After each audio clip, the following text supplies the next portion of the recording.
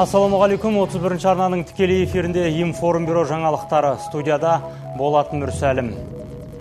Әріптестерімнің бүгінгі әзірлеген ақпараттар легімен таныс болыңыздар. Астананың құрылысы қаммен салынама. Елордада кеше екі бірдей биік ғимараттан құлаған құрылысшылардың жағдайы әлі ауыр. Азаматтық алу үшін Қытайдан анықтама әкелудің қажеті жоқ. Шетелдегі 5 миллион қазақтың жанайғайы бір жылдан соң биліктің құлағына жетті. Ұялы телефон ұрлайтындармен полицияның байланысы бар ма? Ұрланған телефоныңызды қайдан тауып алуға болады? Осы және өзгеде жаңалықтар алдағы жарты сағатта. Астанадағы құрылыстардың басында бір күнде тағы да екі оқыс оқиға болды. Елордада салынып жатқан нысандардың 6-шы және 7-ші қабатынан екі жұмысшы құлап, өлім аузынан қалды. Құрылысшыларды ажалдан арашылап қалу үшін дәрігерлер бар күшін салуда. Бірақ зардап шегушілердің екеуі де ауыр жарақаттан әлі есін жимаған. Оқыс оқиғаның бірі жаңадан тұрғызылып жатқан Хилтон қонақ үй кешенінде болған. 7-ші қабаттан құлап кеткен 30 жастағы жігіт қазір жан сақтау бөлімінде жатыр. Араға 5 сағат уақыт салып, Есілдің сол жағалауындағы керуен сауда ойын-сауық орталығының 6-шы қабатында жұмыс істеп жүрген тағы бір жұмысшының аяғы тайып құлаған. Небәрі 19 жастағы бояушының өмірі қыл үстінде тұр. Бұған қарамастан нысандардың құрылысы тоқтаған жоқ. Құрылыс алаңында болған қайғылы жайтты ондағылар жасырып бағуда. Айта кетейік, тек Астананың құрылыс нысандарында ғана өткен жылы 180 адам әртүрлі дәрежедегі ауыр жарақат алса, 28 құрылысшы опат болған. Қайғылы қазаға ұшыраған құрылысшылардың барлығы дерлік 20 мен 30 жастың аралығындағы ауылдан жұмыс іздеп келген қыршын жастар. Бұл тек тіркелген статистика ғана. Мемлекеттік инспекторлар қайғылы жағдайлардың 80%-ында кінә құрылыс компанияларының қауіпсіздік ережелеріне көз жұма қарауынан болады дейді. 1972 жылы Арыстанбеков зардап шекті. Зардап шегуші медицина орталығына жедел түрде жеткізілді. Бүгінгі таңда мемлекеттік инспекциясының төрағалығымен комиссия құрылып, оқиғаның мән-жайын тексеруші жүргізді.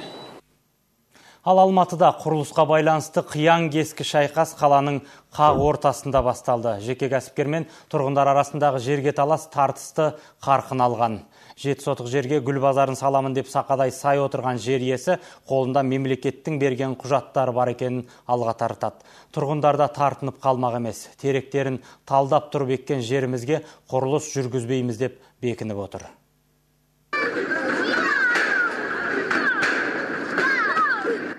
Кішкентай тұрғындардың қытығына тигені мына қоршау. Аулаларынан айырған ағаларға шулы барлығы. Бүлдіршіндер жерлерін жастанғысы келген қалталыларға деген қарсылығын осылай көрсеткілер келеді дейді үлкендер жағы. Азаматтардың да шуын тигізген осы аула машақаты. Ақшалары барлар заңсыз түрде тұрғындарға тиесілі телімге көз тіккен айтуларынша. Высоковольтный деген. Не тұр, высоковольт. Мұнда вообще салуға болмайды. Бізде тұруға да болмайды. Мұна бәрін қазып, не ақша семеті? Ақша бәрін жасап жатыр. Енді осы құрылыс салған дұрыс емес қой, мысалы. Мына жерде балалар серуендейді, басқа адамдар демалады осы тоғайдың маңайында. Және жер керек қой, халықтың өз жері, ешкім жер емес, жекеменшік емес. Оның алдында осы жердің иесі қырапынап болған дейді. Одан біреу сатып алған дейді. Әйтеуір былық түгілі. 7 сотық жердің жаңа иесі жұртшылыққа қарасын көрсетпегенімен ашулы азаматтардың алдына өкілі келді. Алайда камерадан қорықты ма, әлде бұқараның айғайынан жасқанды ма, әйтеуір келмей жатып кері бұрылды. Тұрғындардан тұста таспаға түсуге келіскен өкіл тиісті орындардан құрылысқа рұқсат беретін құжаттардың бар екенін батыл жеткізді. Сондықтан көпшіліктің қарсылығына қарамастан гүл базары бой көтереді дейді. Реакция жителей на то, что мы Тұрғындардың бізге тиесілі жерді қоршап ал деген түсінбеймін. Қане қай жер оларға тиесілі? Қалай болғанда да мұнда гүл сататын орын салынады. Құрылыс жұмыстары жақын күндері басталатын болады.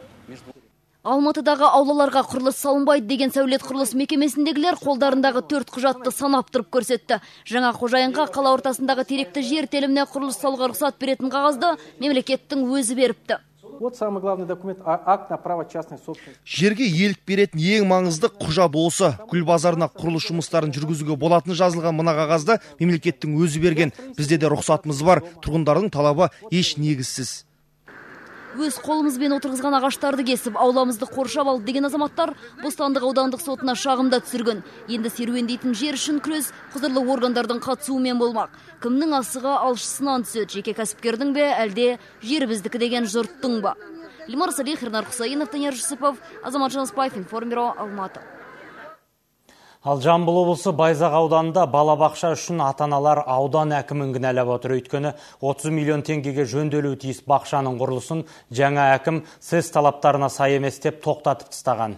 Бірақ бақшаға жарамсыз деген ғимаратты әкім балалар емханасына бергісі келген. Ал онда уақытша қоныстандыға келген прокуратура пәледен машайық қашыпты дегендей ғимаратты тастай жөнеліпті. Аудан халқы 1,5 жыл күткен бақшаның дауына Нұрадин Рақай куә болып қайтқан еді. Сәріден тұрғындарды тулатқан, шешімін таппай шулатқан мына балабақша. 2 жыл бұрын мемлекет қаржысына алынған мектепке дейінгі мекемені билік басқа салаға бәсірелеп бермек. 5 миллион қаржыға қажет құрал жабдықтар да алынған, құжаттары да дайын. Алайда ашылар күні алыс. Шүкердің алдында мен бірін емес 3-4 рет жазбаша түрде, ауызша түрде, қабылдайтын күндер түрінде кіріп, әкім айтты, бұл маға дейін болған нәрсе мені қызықтырмайды ол. Мен білмеймін деді. Маған ол ашылама, ашылмайма, ол мен қызықтырмайды. Аудан әкімін қызықтырмаған балабақша өңірдегі өзекті мәселе. 2 жыл бұрын ашылады деп елді бекер есек дәметкен шенеуніктер дайын балабақшаны бермей отыр. Балабақша сарыкемеліктердің сары уайымы болған қажан. Кезекте 1000-ға жуық бүлдіршін тұр. Ал ауылда небәрі 3-ақ балабақша бар. Толғақты тірліктің тиянақтылар түрі жоқ. Түрлі себеппен 4-ші болып ашылуы тиіс 80 орындық балабақша бүлдіршіндерге бұйырмай тұр. Ресторанның қосылас орналасуы кедергі екен. Тез бізбен қарама-қарсы тұр. Неге соны ашылайын деп жатқан кезде осыны неге ойламады? Бұл ашпаңдар, бұл бәрібір кейін жүзеге аспайды деп. Сонда жоғарыда отырған басшылар сол кезде көз жұма отырғаны ма? Нысанды сатып алмас бұрын тексерістің дұрыс болмағанын аудан әкімі де растайды. Әу баста тиісті мамандардың осы мәселеге дұрыс қарамағандығынан болған нәрсе. Өйткені қандай да бір ғимаратты сатып аларда оның сол мақсатына сай емес екендігін толық анықтап, содан кейін ғана барып, сол ғимаратты сатып алуға рұқсат беру керек еді. Қолын мезгілінен кештермеген сала мамандарының салғырттығы көпті сан соқтырды. Баласын осына тіркеген атана енді қайда барарын білмейді ал. Нұрайын Рақай, Бақытжан Бапаев, Информбюро, Жамбыл облысынан.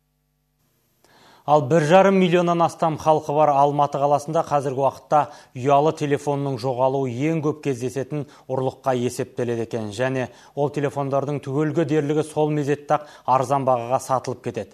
Полиция қызметкерлерінің сөзінше бүгінде күніне жоқ дегенде 15-20 полицияға телефоным ұрланды деп шағымданады. Ал қаладағы орталық базардың маңында ұсталған телефондарды саудалаушылардың арнайы топтары бар. Ондағы саудагерлердің бірі полиция мені жатқа біледі деп мақтанып та қояды.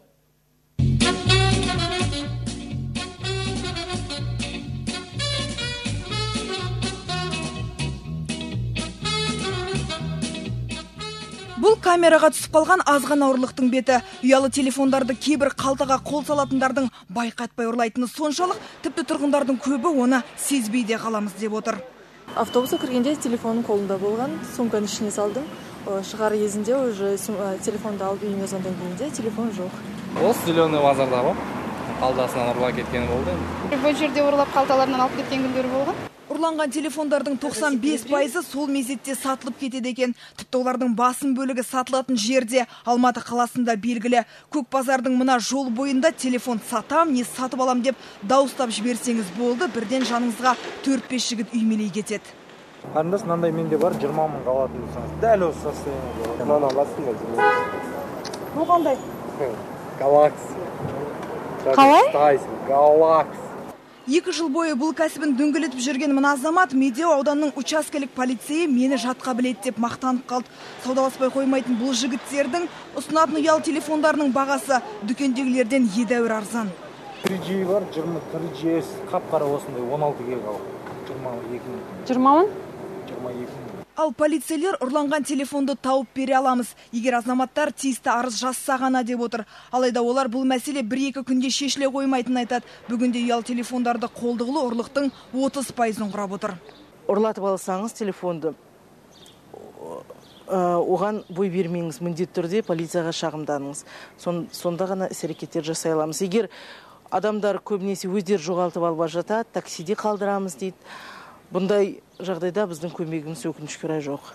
Қолды болған телефонды полицейлер тек байланыс операторының көмегімен ғана таба алатынын айтады.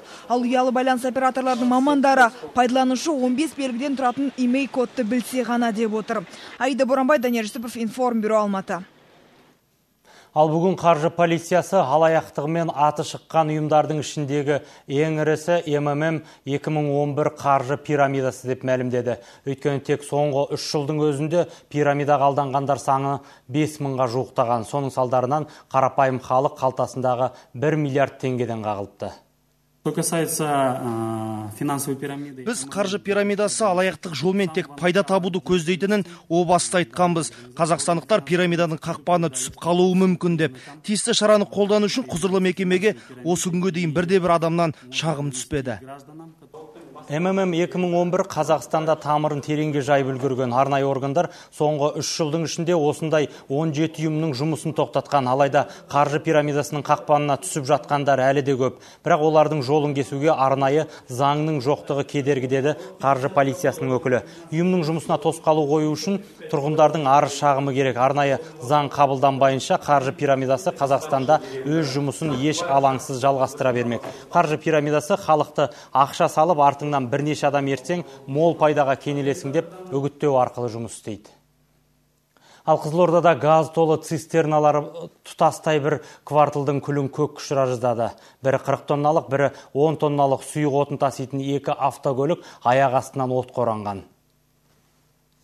Ман және ЗИЛ 130 автокөліктерін орап алған жалынды дереу жеткен өрт сөндірушілер ауыздықтамағанда олар алапат жарылысқа душар етер еді. 2 техникасы бар 7 өрт сөндірушінің күшімен жарты сағат шамасында сөндірілген өрттен соң бір көліктің кабинасы, екіншісінің 3 дөңгелегі іске жарамсыз болып қалды. Қалаға қарасты Абай ауылының маңында болған осы оқиғадан көлік жүргізушілері әртүрлі дәрежедегі күйік жарақатымен облыстық медициналық орталықтың жан сақтау бөліміне жеткізілді. Бірінші науқастың жарақаты алған көлемі 95%, екінші науқастікі 65-70%. Бірінші науқастың жағдайы өте ауыр, осы күнге қауіпті. Ал апта басында бірнеше айдан бері жалақы алмадық деп редакциямызға хабарласқан Ақерке жауапкершілігі шектеулі серіктестігіне қатысты қонақ үй кешені қызметкерлерінің мәселесі шешілді. Тілшілеріміз Алматы облысына арнайы барған соң ба, әлде қала әкімдіктегіндегілер араласқан соң ба, әйтеуір келесі күні РВ қонақ үй басшылары олардың еңбек ақыларын толық төлепті.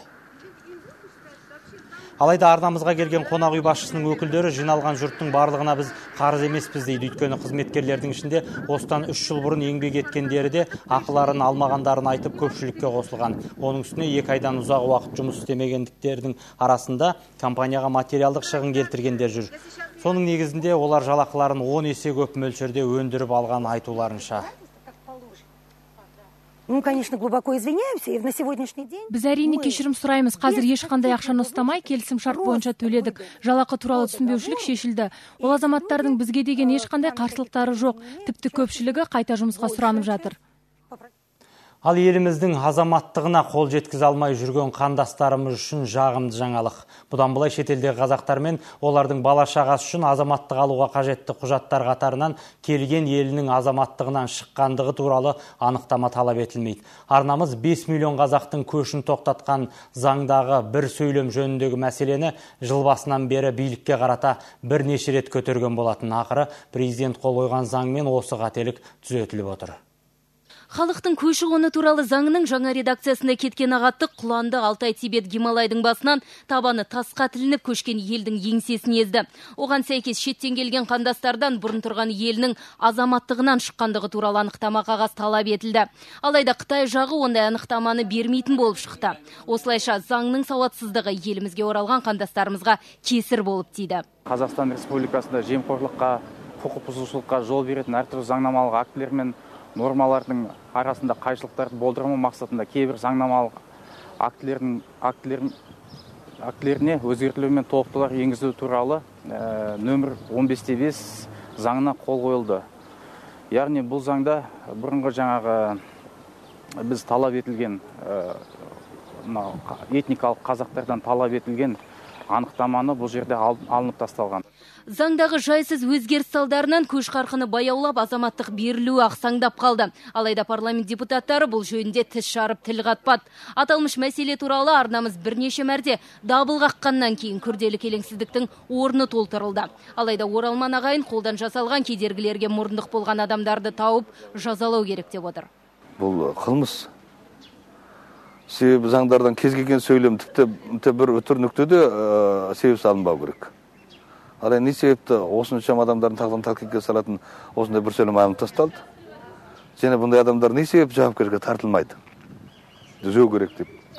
Ал түсіне алмадым мен. Соны түзеу үшін де әлденеше бір 5-6 ай уақыт кетті ғой. 7 айға азаматтық беру тоқтап тұрды. Ол кезде үкімет пен парламенттің ортасында мәлім бір адамдардың арам ойымен болған жұмыс болды. Сол адамдарды менің ойымша әлі де іздеп тауып сотқа тарту керек. Үстіміздегі жылдың басында төбелінде 10 оралман ағайынды ғана азаматтықпен жарылқап отырған Алматыдағы көші-қон полиция басқармасы заң түзелгеннен кейін 64 адамға жеке куәлік беріп үлгерген екен. Әйтсе де ұлттық құрамымыз ала-құла болған мына заманда отанына орала алмай отырған 5 миллион қазаққа қамқор болар бір орталық ашылса екен деп тілейді шеттегі ағайын. Жанар Жолтаева, Думан Сүлейменов, Нұрбол Қызықбаев, Информ бюросы, бірінші арна, Алматыдан. Алайда анықтама мәселесі шешілгенімен квота әлі тоқтап тұр. Бұған қоса мемлекет көші-қонға қатысты жаңа тұжырымдаманы дайындап біткен жоқ. Бұл да болса қолына қанат байлап арғы беттен бері өткісі келген ағайынның меселін қайтарып тұр. Алда көретіндеріңіз. Семейдің жоламаны сусыз қалды. Тұрғындар бір шелек су үшін таңғы 5-тен кезек күтеді. Футболдан Еуропа чемпионатының бәсекесі қызып келеді. Ақша да, төбелес те, ұлттық мақтаныш та осында. Бізбен бірге болыңыздар. Семейдің жоламаны сусыз қалды. Қаліргесінде елді мекен тұрғындары аңқамыз кеуіп шөліркеп, таза суға мұқтаж болғалы бірнеше жыл болды деп отыр. Айтуларынша тазалығы күмәнді, жалғыз құдықтан су ішіп келеді. Мәселені шешер деп жергілікті әкімшілікке барып, мұң шағудан ауыл жұрты шаршаған. Жоламан елді мекені Семейде атақты ауылдардың бірі. 5000-ға жуық түтіні бар. Жергілікті билікке өкпе назын білдіруден шаршаған жұрт өздері демеуші іздеп ауыл ортасына бір құдық орнатыпты былтыр. Онысы қыста қатып, құбырлары жарылып кеткен. Енді алыс қашықтан тасуға мәжбүр. Ауыл жұрты басқа тірліктердің бәрін ысырып қойып, таңғы 5-тен жалғыз құдықтың кезегінде тұрып, бос ыдыстарын толтырумен айналысады қазір. Таңертең сағат 5-те тұрып, осында очередке тұрады. Мына қарттар, инвалид келіншектер қанша. Енді таңғы 5-те тұрып, кім очередте тұрады? Сол суға алу үшін төбелес ашамыз, ұрыссамыз бір-бірімізбен, бет жыртысып. Сұрауы бар суды қатты қастерлейтін жоламандықтар күн астында тұрып борсып кеткен суды да сырап қылып жерге төкпейді. Судың арамы жоқ деп жұбатқан болады өздерін. Оның таза еместігін білу үшін ешқандай зерттеудің қажеті жоқ. Ішу үшін сүзіп, қайнатып амалдайды әйтеуір. Әкімі болса ауылдықтар бірігіп қаржы жинап, жаңа құбыр сатып алсаңдар, ауыстырып береміз депті. Құбыр алынғанымен іс әрі қарай тыңдырылмаған. Бізге айтты 1000 теңгеден ақша жинап беріңдер деді. Көршілерге бардық, 1000 теңге көп деді. 1000 теңге көп дегеннен кейін біз 500-ден жинадық. 500-ден жинап едік, ол тағы жетпей қалды. Міне 66 мыңға мынаны сатып әкеп қойдық. Енді 2 неделя өтті, әлі ешкім келмейді. Ал әкімшіліктің мәселенің қалай шешімін табатындығын айтар жауабы жоқ. На сегодняшний момент нет техники. Қазір нақты ештеңе айта алмаймын. Құбырларын орнатып беретін техника да жоқ қолымызда. Бұл мәселені шешудің жолдарын қарастыратын боламыз. Тұрғындардың кезекті уәдеге еті үйренген, сенгісі жоқ. Мемлекет бірінші байлық денсаулық деп айқой салғанда сондай, ал таза су ішпеген жұрттың дені қайдан сау болсын деп ашынады. Семейден Мақсат Толықбай, Алексей Батченко, Әділет Ақажанов, Информ бюро. Өзгеде жаңалықтар. Танымал продюсер Дана Орманбаеваның жаңа кітабының тұсауы кесілді. Кітапта автор шоу-бизнес саласында жетістікке жетудің құпиялары туралы өз ойларын ортаға салған. Бақытты менеджердің жазбалары аталатын кітап бизнестегі әйелдерге кеңес түрінде жазылған. Өз өмірінің мысалдары арқылы автор бұл саланың қиыншылықтарын жеңудің үлгілерін көрсеткен. Кітап саудасынан түскен қаржыны Дана қайырымдылық мақсатқа жұмсамақ. У книги есть большая цель. Бұл кітапта көптеген ата-аналарға арналған кеңестер бар. Балаларды қалай бақытты етуге болатыны жайында жазғанмын. Өмірлік тәжірибеде және кез келген салада осы кітап керек. Сатылымнан түскен қаржы ата-аналардың ерекше бала атты тренинг орталықтарына кетеді. Польша мен Украинада өтіп жатқан Еуропа чемпионатының бәсекесі күннен күнге қызып келеді. Қазірдің өзінде ширек финалға жолдама алған командалар анықтала бастады. Чемпионат Еуропаға ғана тиесілі болғанмен оған бүкіл әлемнің назары ауып отыр. Өйткені ондағы ойыншылардың кейбірі тұтас командаға беріксіз. Доп десе ішкен асын жерге қоятын ағайындар Алматыда да бас тігіп жатыр.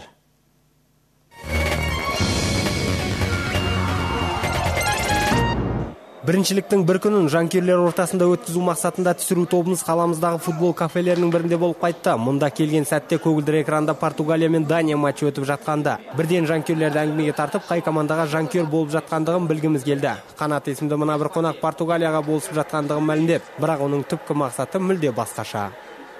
Ставканы енді қызық қой олда. Мәселе отырды емес. Әйтсе де мұнда жиналғандардың барлығы құмарлықтан емес, үздік футбол тамашалауға келгендердің қарасы көп. Ал Ғани есімді жанкүйер мүлде патриот болып шықты. Ол деңгейлі Еуропа футболынан гөрі қазақ футболын жоғары қоятындығын мәлімдеді. Қанша жерден бұл мықты сырттық футбол мықты болып дегенмен өзіміздің қазақтың футболына өзімізше басқа қызығушылықпен қараймыз да. Қазақстан футболын көремін. Енді Португалия мен Дания матчына келейік. Бұл матч ең нәтижелі ойын болды. Матчның 24 минутында Пепе португалдарды алға жетеледі. Ал 36 минутта Элдер Паштига Эйсебе отандастарының басымдығын арттырды. Әйтсе де Дания беріле салған жоқ. 41 минутта Николас Бентнер есеп айырмасын қысқартса, кездесу аяқталуына 10 минут қалғанда сүрмерген таразы басында теңестіріп кетті. Португалияның абыройын сақтаған Сильвестр Варелла болды. 87 минутта ол соққан доп командасына жеңіспен қоса алғашқы 3 ұпайды алып келді. Бұл тобындағы екінші матч супер ойын деген атаққа лайық еді. Қос саңлақ Германия мен Нидерландтар Харьков қаласында жан алысып, жан берісер кездесу өткізді. Бұл матчты стадион сыртынан тамашалаған жанкүйерлер тағат таппады. Әсіресе голландиялық жанкүйерлерден маза қашты. Берт ван Марвейк баптайтын Голландия бірінші таймның қорытындысы бойынша 2-0 ұтылып жатты. 24 және 38 минуттарда Бундестим айтулы шабуылшы Марио Гомес соққан доптардың арқасында мерейлерін үстеметті. Екінші таймда Марвейк бапкер ойын стилін өзгертуге тырысты. Бұл жемісін берді де 73 минутта Робин ван Перси бір доппен қарымта қайтарды. Ал ары қарай жағдайды теңеруге оларда мүмкіндікте уақытта тапшы болды. Нәтижесі 2-1 Германия ширек финалда, ал Голландия шыңыраудың шетінде тұр. Бүгін С тобының командалары өз арасынға түсетін болады. Италия құрамасы топтың лидері хорваттармен бақсынасады. Бірінші турда Испаниямен тең ойнаған Чезаре Пранделли командасын бұл матчта жеңістен басқа еш нәтиже қанағаттандырмайды. Сондықтан шынайы сквадра Адзураны көретін сәт осы. Славян Билич қоласындағы хорваттар да оңай шағылар жаңағы емес. Ирландияны тұқырта жеңген олар бұл жолы да шықпай алуды армандайды. Тағы бір ойын шын мықтының қатысуымен өтеді. Испандықтар Ирландия құрамасынан емтихан қабылдамақ. Висенте Дель Боске жігіттері бұл жол ұмтылмаса, ары қарай кеш болуы ғажап емес. Сондықтан кәрі түлкі Джованни Трапатони баптайтын ирландиялықтар үшін қиын түн болғалы тұр. Ержан Көшкімбаев, Қуат Еркебаев, Информбюро.